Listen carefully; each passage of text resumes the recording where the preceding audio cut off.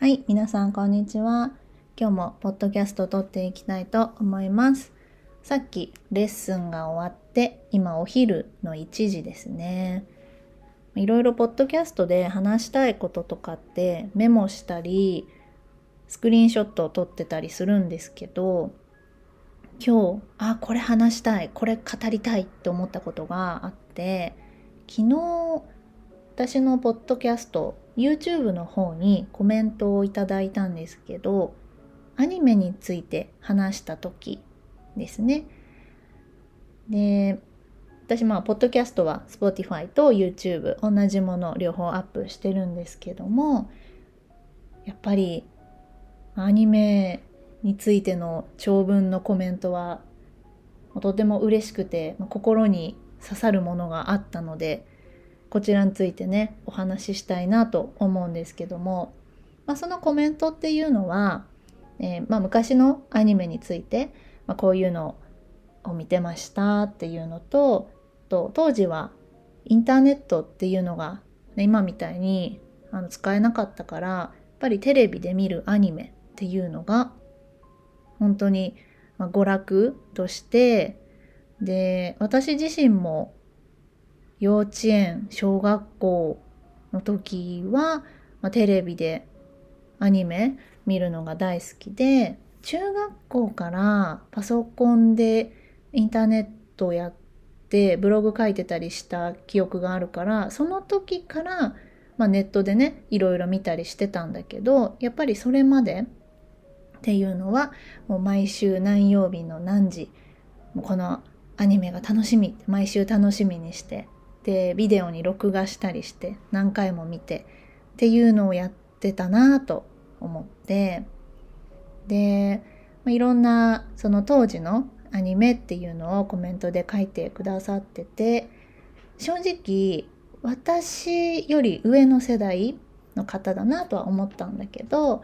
全部このアニメはわかるんだけど、例えばドラえもん、ドラえもんはね今もやってるし、私も今も見てるぐらい好きだから、古いアニメではないけど、あられちゃんとか忍者ハットリくんとか、あと一休さん。一休さんね、私多分見てたんだけど、特に覚えてないというか、本も持ってたかな。一休さんって中国の子供たち見てますよね。テレビでやってるみたいですね。で、あとはあさりちゃん。あさりちゃんもね見たことあるんだけど、あんまりどういう話だったかっていうのを、あさりちゃんの印象はあるんだけどね、あんま出てこなくって。で、あとはガンダムとかマジンガー Z、マクロス、アトム、ヤッターマンとかね、ロボット系とか銀河系の作品、これもね見てなかったな。わかんないな。アニメはわかるし、どういう話かもわかるんだけど。で、あとはキャンディーキャンディーときめきトゥナイト、これもねわかるけど見てなかったんですよね。だから私はもうちょっと後ろって言い方だってるよねの世代なんですよね。私はちびまる子ちゃんとか、あとは私がだから小さい時、幼い時から見てた、面白くてハマってて、もうすごい楽しみに見てたっていうのはちびまる子ちゃんと、ドラえもん、しんちゃん、ポケモン、おじゃまじょドレミ、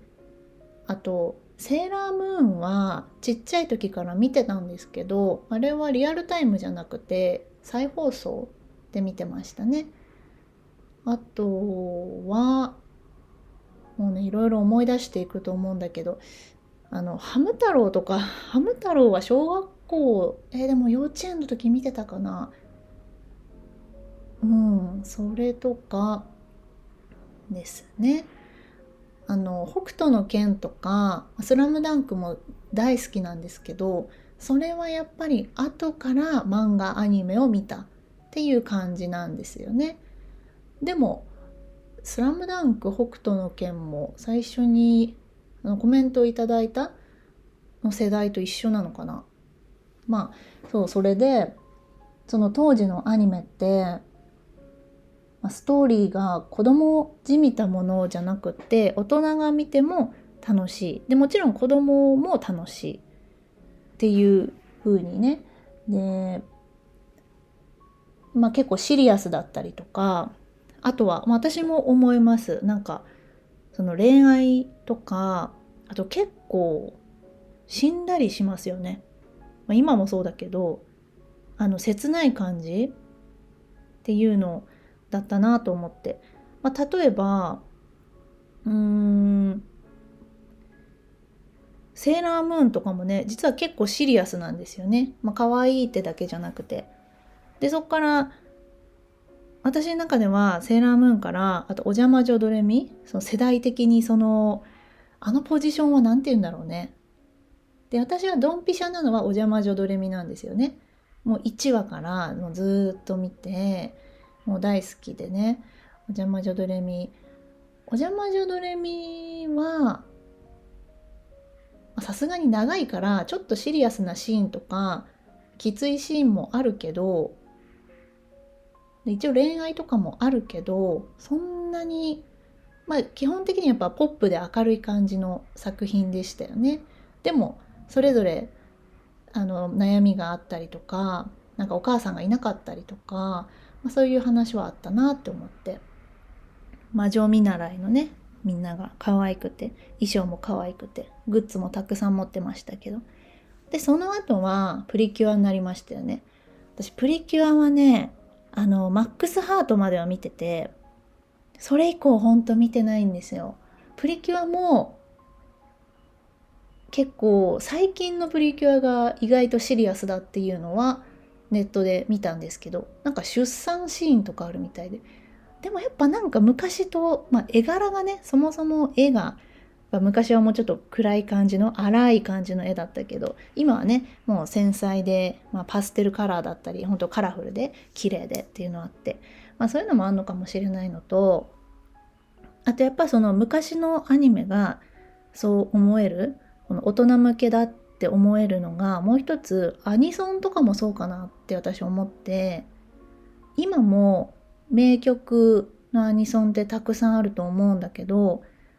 本当その昔のアニソンってみんな頭の中に残ってる。例えば、スラムダンクもそうなんだけど、タッチとか、タッチって野球の漫画アニメ、みんな見たことあるかな。タッチ、呼吸を止めて1秒あなた真剣な目をしたからそこから何も言えなくなるの星屑ロンリネスとか、ちょっと意味わかんないじゃないですか、最後の。あとセーラームーンの思考回路はショート寸前、ごめんね素直じゃなくて夢の中なら言える思考回路はショート寸前か。そこもすごいワードですよね。でも結構それって、本当ね、恋愛の、その気持ちを表してるワードで、私も大好きなんですけど、北斗の拳の愛を取り戻せとか、あと、そうね、スラムダンク、オープニングももちろんめちゃくちゃいいんだけど、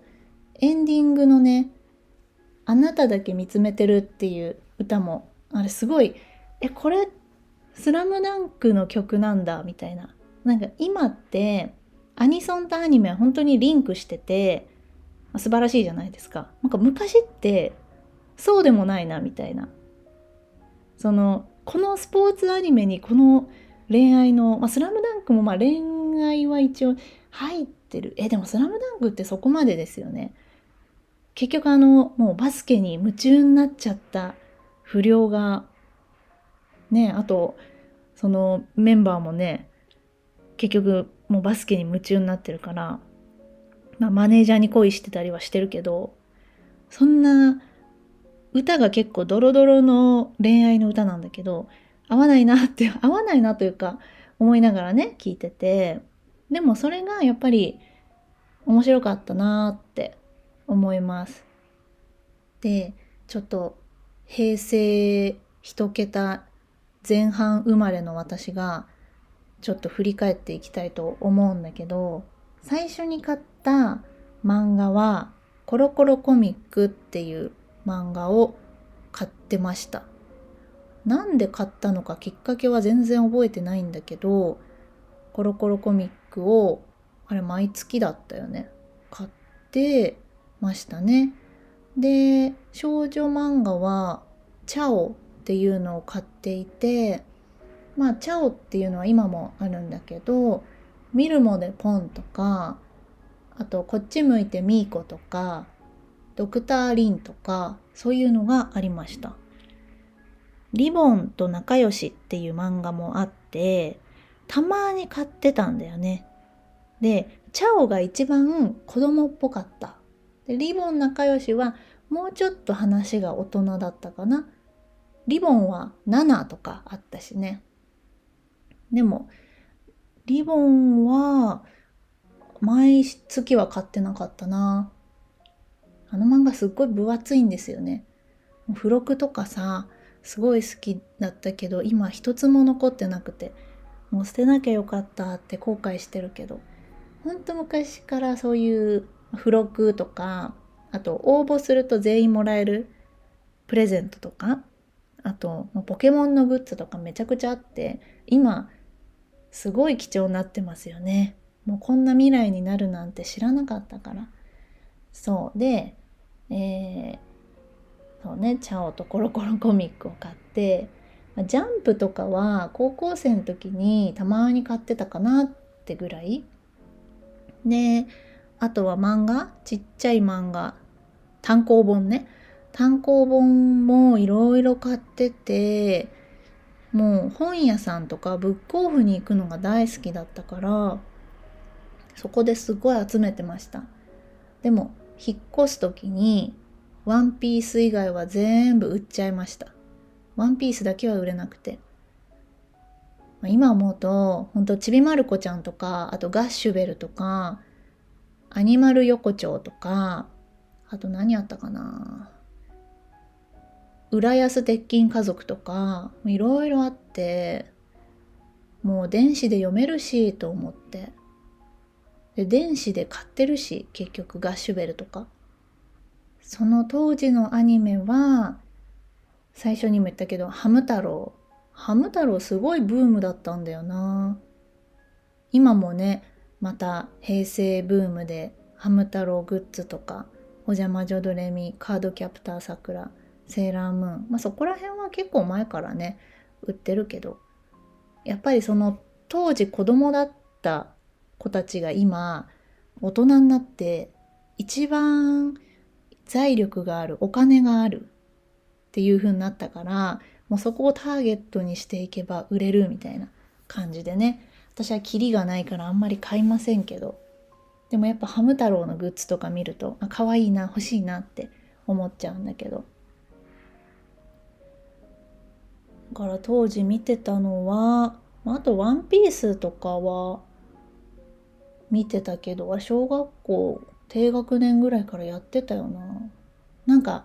ワンピースっていうと、古くもなく新しくもないけど、さっき最初に言ったアトムとかキャンディーキャンディーとか、そういうのと比べるとやっぱ新しいなって思いますよね。で、ポケモンは私実はさっき、ほんとついさっきインスタで友達と DM してたんだけど、友達がポケモン、手作りのポケモンのちっちゃい人形を載せてて、最近息子がハマってると。で、私が可愛いって DM を送って、で、私もポケモン好きみたいな感じで送ったら、ポケモン好きなのみたいな。何が好きなのって言われて、私の中でポケモンって好き嫌いっていうものというか、もう常に近くにあるもの、小さい時からピカチュウが自分の近くにいるみたいな感じの感覚なんだけど、あれみんな違うんかなと思って、私は小さい時からポケモンはアニメ見て、ゲームもずっとやってましたね。攻略本もずっと読んでたし、でポケモンの一番最初の映画ってミュウツーの逆襲っていうのがあって、6年前ぐらいにリバイバル版っていうのかながやったんだけど、それは見てないんだけどね。私ミュウツーの逆襲すごい好きで、確かにでもミュウツーの逆襲って実はめっちゃ重い話なんですね。結構きつい話なんですよ。子供の映画なのに。だからこそもう最高傑作だって言われてるんだけど、私も毎回子供の時見て泣きながら見てたけど、結構辛い話でも本当面白いんだけど、最近のポケモンの映画見てないからちょっと比較はできないんだけど、やっぱそういうのも含めて昔は大人向け、子供が見たらちょっとわかんないなっていう、そうポケモンもそうだった、映画もそうだったなと思って。でもポケモンはね、もう私はゲームで言うとパールまでやって、それ以降は私はもうやめたんですよ。やると時間が解けるって思ったから、もう買わないって決めて、今もねポケモンまた新しいの出て流行ってるけど、私はもうやってません。でもポケモンは大好きです。何のポケモンが好きって言われて、何のポケモンが好きとか考えたことないなと思って、やっぱり、ピカチュウとあとリザードンかなって思って、そしたらリザードン好きなのみたいな感じでびっくりされた。さっきの友達との DM でね、リザードン普通に好きじゃないみたいな。だってポケモンの最終回ピカチュウ対リザードンだったんだよ。あれめっちゃ泣けるからね。数年前にやったサトシとの旅の最終回、あれめっちゃ泣けるよ。で、あと好きなポケモン何が好きって言われたらちょっと、ゼニガメはずっと好きなんだけど可愛いし、ポッチャマーとか、あと、コダック、なんか水系のポケモンばっかりだけど、ゼニガメの話とかねすごい好きで、いや泣けるんだよねポケモンってね。最近のは見れてないんだけど、だからポケモンに関して好きか嫌いかってそもそも考えたことがなかったから、私の中でポケモン普通に好きですみたいな。でも、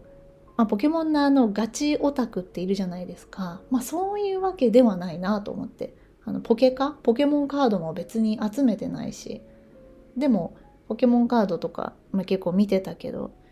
ね、かっこいいなって思いながら見てたけど、集めてもしょうがないんで買ってないんだけど、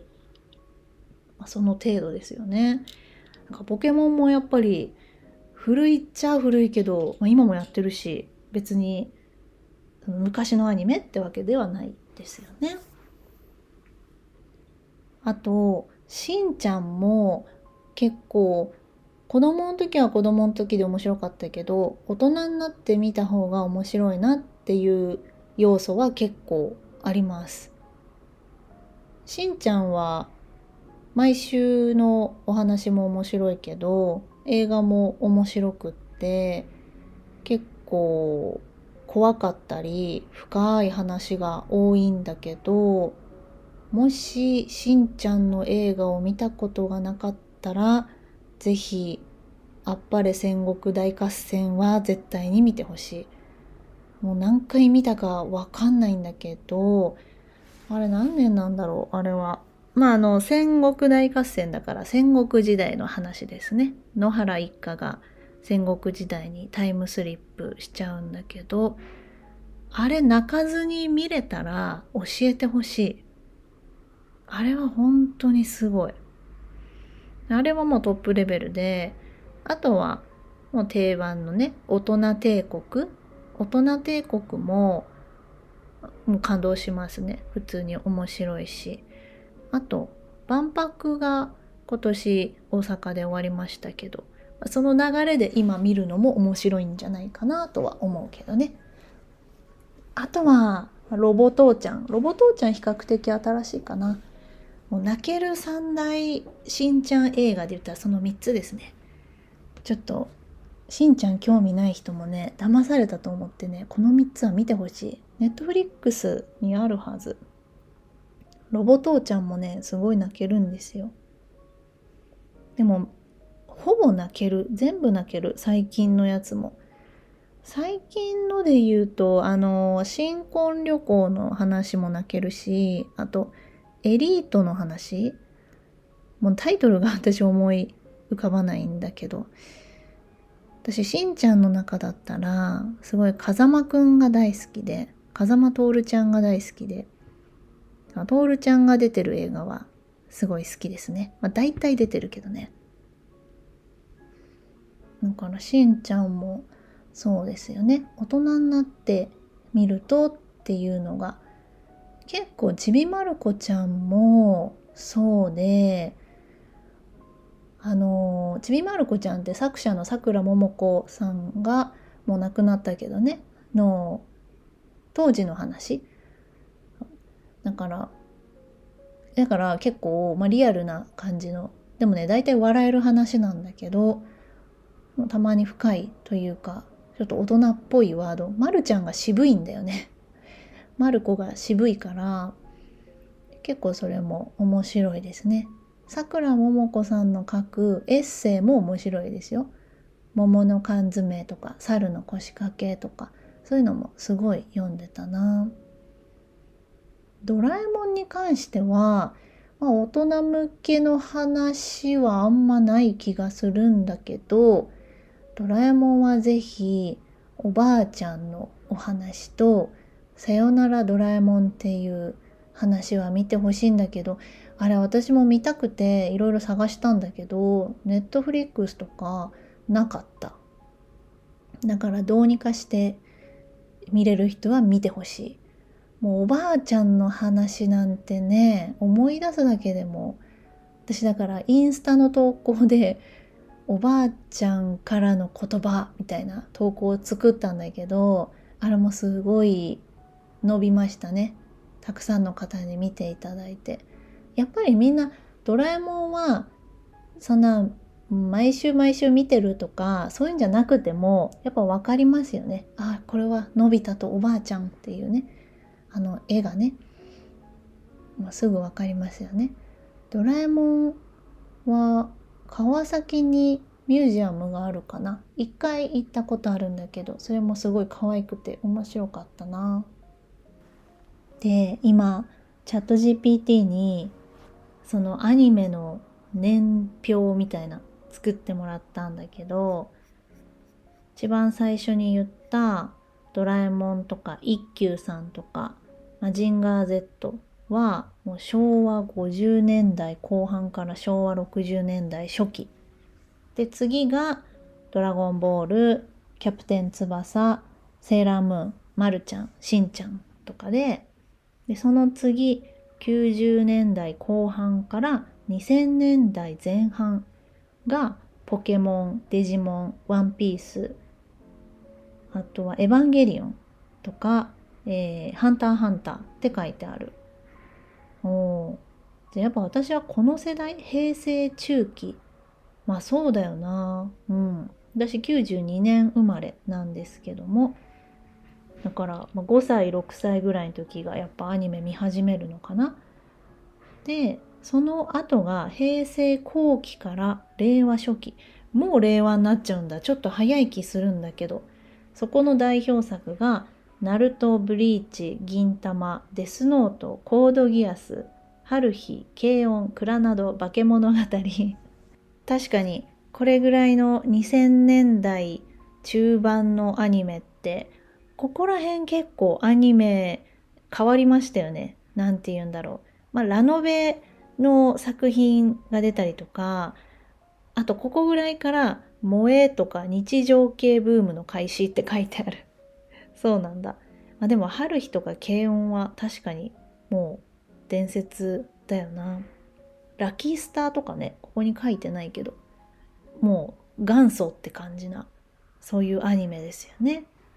で、2010年代後半から現代になると、進撃の巨人とか、ヒロアカ、鬼滅の刃、約束のネバーランド、リゼロ、ソードアートオンライン、ラブライブだって。ラブライブってめっちゃ昔な気がするんだけど、ラブライブと歌のプリンス様がもう元祖アイドルアニメですよね。そこからアイドルアニメブームってすごい絶えず人気だなって思います。結局アニメって子供向けもいいんだけど、大人が好きになった方がお金あるから、いろいろグッズもそうだし買ってもらえるし、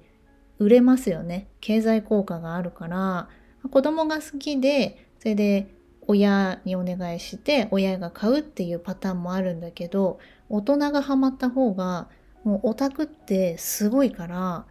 オタクになると経済力というか、もう推しのキャラが出るまで買うとか、なんなら同じグッズ何十個あっても足りないみたいな、で映画何十回見に行くみたいな、それはやっぱり大人自身が好きじゃないとできないこと。でもそれって本当重要じゃないですか。やっぱりこういうのってお金を生まないとね、続けていけないし、だから大人向けになるのもいいんじゃないかなっていうのは、なんかプリキュアとかもずっと言われてるけど、プリキュアってもともとはね女の子向けなんだけど、結構大きいお友達が、いわゆる大人の男の人がプリキュアが好きで、女の人もね結構好きだけど、でイベントとか行くと子供より大人のが多い現象が起こるみたいなんだけど、それはそれでちょっと、子供がねいた方が見栄えはいいんだけど、でも好きなら好きでね、それをハマらせてる、沼らせてるのはそのアニメ制作側であると思うから、そこはもうしょうがないんじゃないかなっていうのは個人的に思うし、やっぱ小学校の時中学校の時って買いたくても買えなかったり、そんなたくさんね買ってもらうこともできないから、でも今大人になった今いくらでも買えちゃうから、でももうほんとね、いらないんですよ、アニメのグッズってそんなにたくさん。もう今まで何十万、もしかしたら下手したら100万とかね、いろいろ買ってきたもの何にも残ってなかったり、何にもじゃないけど一部は残ってるけど、その当時は楽しかったんだけどね。でもやっぱアニメっていいですね。今見るアニメもいいと思うんだけど、昔見てたアニメをこうやって思い返すとすごいあの時楽しかったなって、あったかい気持ちになってやっぱりいいなと思います。アニソンもやっぱ大好きだから、私はずっとアニメが大好きなんだろうなとは思います。今楽しみなのは来年やる銀魂の映画ですね。銀魂と、あとコナンも毎年やってるけど、映画がやるってなるとすごい嬉しいね。何年か前にやったスラムダンクもすごい嬉しかったし、ちょっと話の内容はね、三能戦の戦いは良かったけど、なんかちょっとオリジナルの部分が微妙だったんで、一回しか見に行ってないんだけど、その後ネットフリックスで見て、もう家で見てもめちゃくちゃ面白かった。試合のシーンだけしか見ないから、ネットフリックスで見る場合は。あれはいいね。何回でも見たくなっちゃいますね。はい、そんな感じで、30分ぐらい話したかな。また28分だ。昨日と同じぐらい話してる。はい、じゃあ今日はこの後 YouTube アップできたらなと思います。じゃあ最後まで見てくれてありがとうございました。みんなも好きなアニメとかあったらぜひ教えてください。バイバーイ。